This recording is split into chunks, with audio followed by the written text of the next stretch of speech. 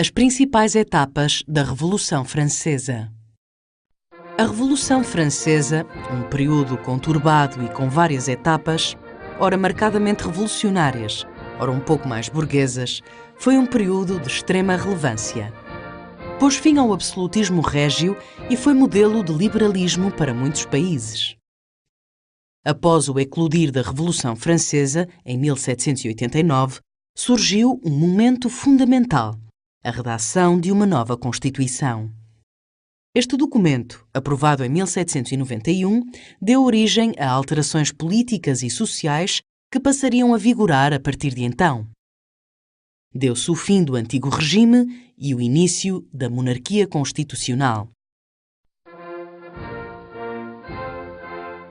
Nesta primeira etapa da Revolução Francesa, uma das grandes mudanças aplicadas foi a separação de poderes.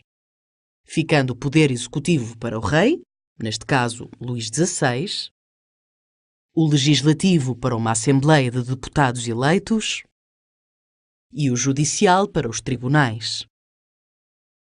Surgiu pela primeira vez o direito de voto. Contudo, este não era igualitário. Era concedido apenas a cidadãos ativos do sexo masculino e que pagassem uma determinada quantia de impostos. Era um voto censitário. Esta questão de falta de igualdade, juntamente com um clima de instabilidade social e financeira, começaram a deixar uma larga faixa da população descontente. Nessa altura, o rei Luís XVI, que não era favorável à Revolução, ainda fez uma tentativa de, com ajuda externa, repor o absolutismo, mas acabaria por fracassar. No mesmo momento, os movimentos revolucionários começaram a ganhar força. As duas principais fações, a dos girondinos, mais moderados, e a dos jacobinos, mais extremistas, ansiavam pela mudança.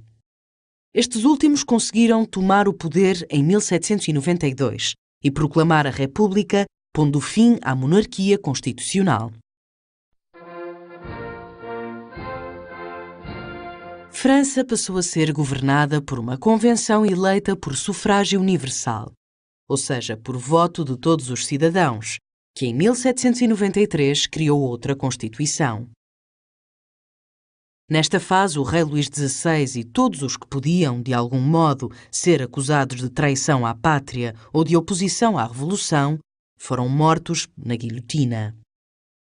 Viveu-se um período de absoluto terror que teve em Robespierre a sua figura mais marcante. A burguesia, cansada destes excessos revolucionários, conseguiu, em 1795, recuperar o poder e fazer aprovar uma nova Constituição. Iniciou-se assim uma nova fase, a da Revolução Burguesa. O poder executivo foi atribuído ao Diretório, um grupo de 5 diretores pertencentes à burguesia moderada. No entanto, os graves problemas financeiros que tinham sido uma constante até aí não se resolveram.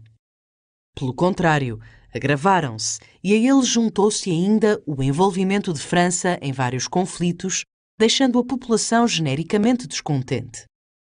Criaram-se assim as condições que facilitaram o golpe de Estado levado a cabo pelo então jovem general Napoleão Bonaparte em 1799.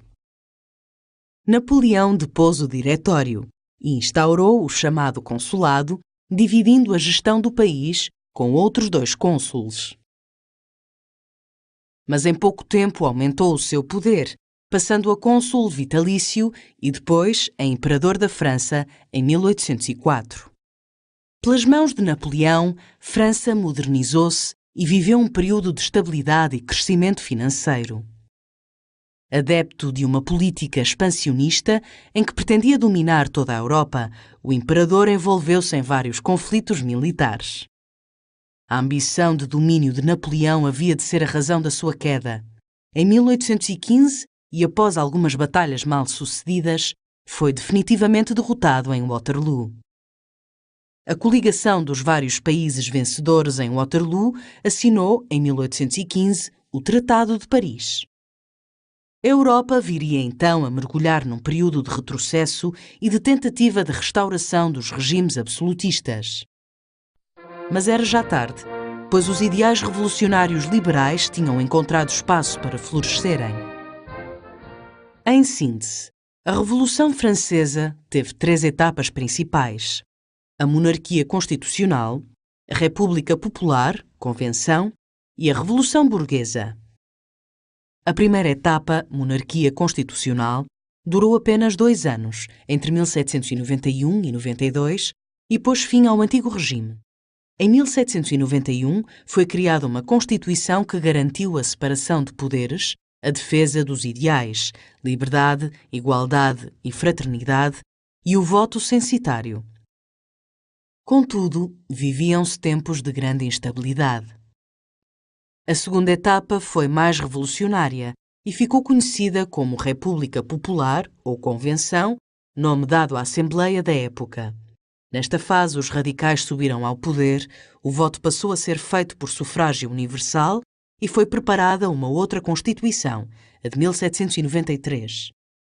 Foi uma fase marcada pelo terror em que milhares de opositores ao regime foram mortos na guilhotina. Na última etapa, Revolução Burguesa, a burguesia moderada voltou ao poder e a governação do país passou a ser feita pelo Diretório. Nessa fase, e como as condições sociais e económicas do país continuavam instáveis, Napoleão protagonizou um golpe de Estado instaurando o consulado. Nesse sistema, o jovem general, ele próprio cônsul, dividia o poder com mais 2 cônsules. Gradualmente foi centrando em si todo o poder, tendo-se tornado cônsul vitalício e depois imperador de França. Apesar de França ter prosperado às suas mãos, Napoleão, após várias tentativas de domínio da Europa, foi derrotado definitivamente em 1815, na Batalha de Waterloo.